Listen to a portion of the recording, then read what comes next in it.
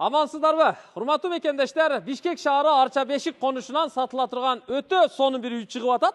Азыр ушул үйдү сиздерге жакшылап бир обзор кылып берели. Көңүл буруп туруңуздар. Бир 10-15 мүнөт убакыт бөлсөңүздөр болду, биз көрсөтүп баяндаганга жетишебиз.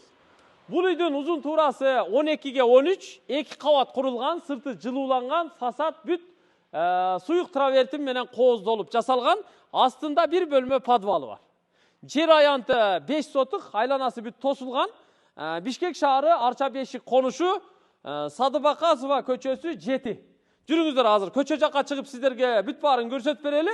Үйдүн алдына бир 7-8 унаа батат экен да. Бул жерге атайын навес куруп койгон, асты кургак боюнча турат, лампаларын койгон, анан дарбазасы жана пультовой дарбаза туугандар. Үстүнө мындай сүрүлүп ачылат, оң жагында калиткасы домофону менен.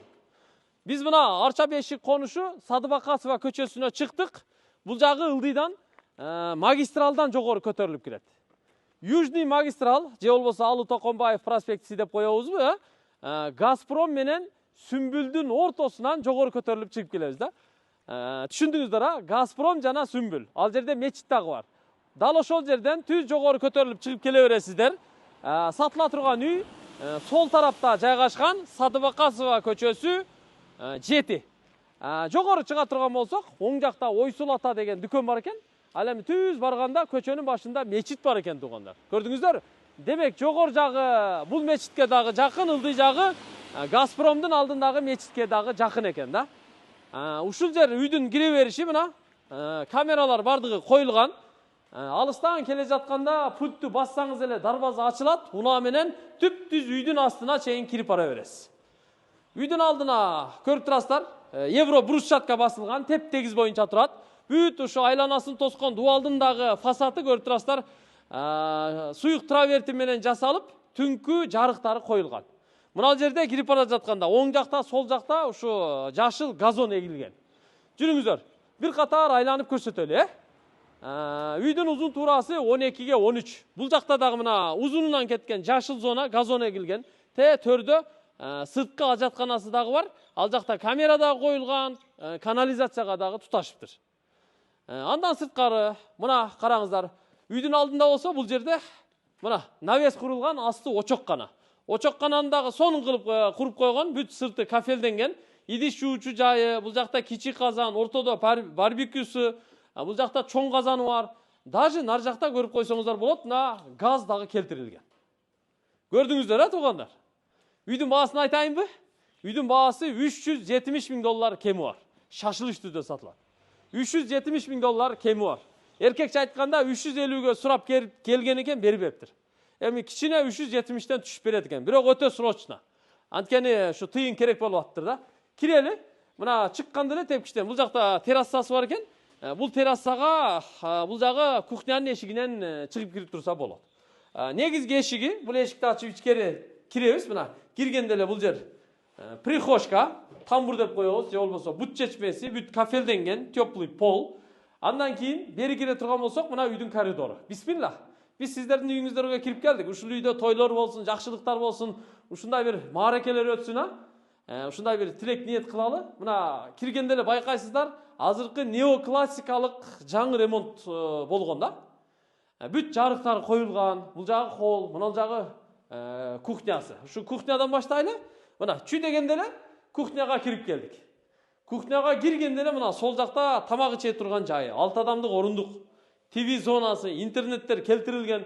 Жанагы эле террасага бул эшик аркылуу жайында кирип чыгып турса болот. Сыртка мына столду сыртка орнотуп алып эле, сыртта тамак ичип турса болот.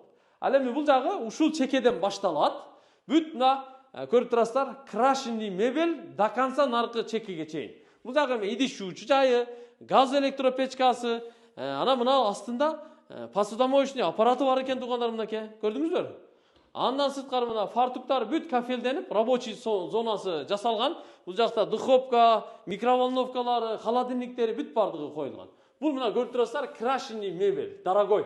Ушул мебелдин өзүн эле 600.000 сомго жасаттык дейт да. Пол мына көрүп турасыздар, кафел, керамогранит. Потологу мына көрүп турасыздар, жасалып, жарыктары бардыгы коюлган. Эми келиңиздер, холду көрсөтөлү. Мына сырттан киргенде бул жерде домофон экраны дагы коюлуп тур. Андан бери кире турган болсоңуздар, бул жер мына холл.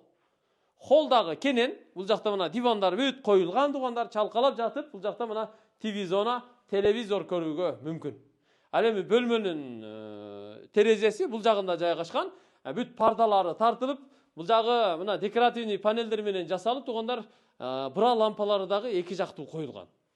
Өтө сонун жасалган, тугандар. Потолоктору да мына бүт лента лампалар менен, бра лампалар менен, софиттер менен көрүп турасыздар мына.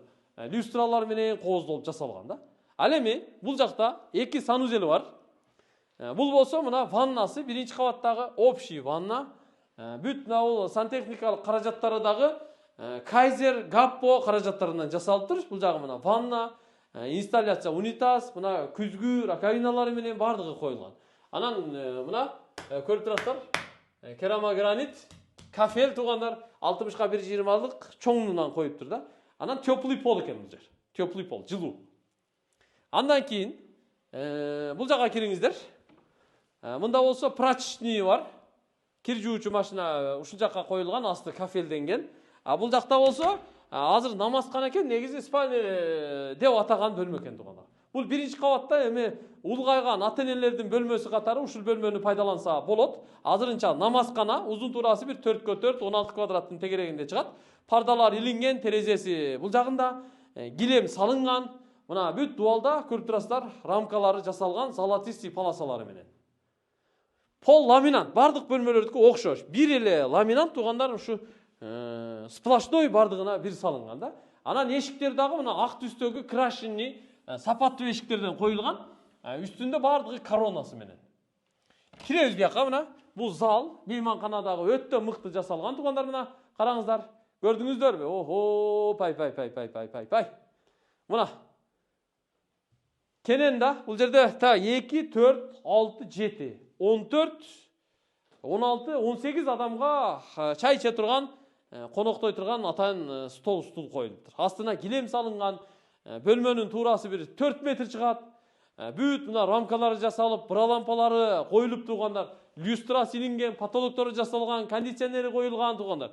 Мына бул жактары да көрдүңүздөр, сонун мындай рельефный дизайн менен аябай сонун жасалган да.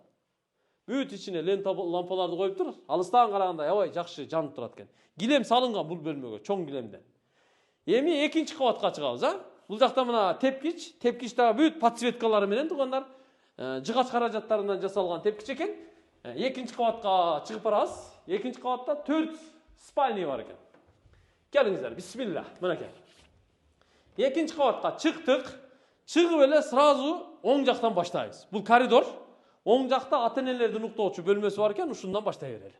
Мына биз кирип келдик, ата-энелердин уктоочу бөлмөсү. Аябай кенен бөлмө. Киргенде эле мына оң жакка сплошной чоң мебель жасаган. Кийим кеченин баары ушул жакта. Ата-энелердин эс алуучу жайы. Бул жакта манеждеринен бери коюлган. Бул жакта терезеси коюлган, пардалары тартылган тугандар. Бул жагы телевизиона, бул жакка атайын шкаф коюп тур. Анан бул жакта киргенде тугандар бул жерге сейф майда чүйдө койсо болот экен, анан сырткы балконго чыкса болот экен да, бияк мененчи. Сырткы балконго. Ал эми бул жакта болсо ата-энелердин жуунуучу бөлмөсү бар. Мына киргенде күзгү, раковина, унитаз бүт бардыгы коюлган. Жуунуучу бөлмө бул. Көрүп алдыңыздар, Эми бул жакка келиңиздер. Бул жакта болсо экинчи спальня. Бул дагы спец тугандар. Мунун да терезеси бул жагында, терезеси үстү жагы арка. Мындай мокрый асфальт цветиндеги жакшы профилдерден жасалып коюлган. Бул азыр бош эле боюнча турат тугандар. Бул да ушу ата-энелердин уктоочу бөлмөсү, же болбосо бала менен келинди үйлөгөндө ушул жакка киргизип койсо болот. Азыр рабочий кабинет экен. Бүт дуалдары обой болгон. Пол бардыгы ламинант. Эшиктер баягыдай эле. Анан бул бөлмөдө ичинде мунуку дагы санузел бар. Азырынча склад коюлуп эле турат. Душ кылса болот. Суулары, сантехникалары бардыгы тартылган. Эми бул жакка келиңиздер. Бул жакта болсо ушу экинчи кабаттагы жалпы санузел. Бүт ушу кафелденген бардыгы. Анан бул жакта болсо мына карап койсоңуздар болот. Раковина, күзгү унитаздары бардыгы коюлган. Жуунуучу жайы бул жагында. Мынакей. Көрдүңүздөр, Кандай болду? Жакшыбы? Эми Бул жака келиңиздер. Мында болсо детский бөлмө бар. Бул балдардын уктоочу бөлмөсү экен мына. Балдар бөлмөсү кенен. Бул жагына атайын шкаф жасаган, ушу мындай көк түстө деп койсок болот, Бөлмө аябай кенен, бир 2-3 бала кенен жашайт да, терезеси күнчыгыш тарабында. Мына балдардын сабак окуучу жайы, полкалары, бүт бардыгы тизилген, коюлган, кийим кечеси үчүн шкаф, бүт бардыгы жасалган. Дуал обой, потолок мына көрүп турасыздар, аябай жакшы жасалган, бир люстра илип коюш керек, болду. Калганы бүттү. Бардыгы даяр, жакшы. Андан кийин бул жакта кыздар бөлмөсү бар. Кыздар бөлмөсү дагы аябай кенен. Кана кириңиздер. Бөлмө аябай кенен. Аябай кенен. Көрдүңүздөр? Мынакей. Аябай кенен бөлмө. Бул бөлмөнүн терезеси мына күн батыш жагында жайгашкан.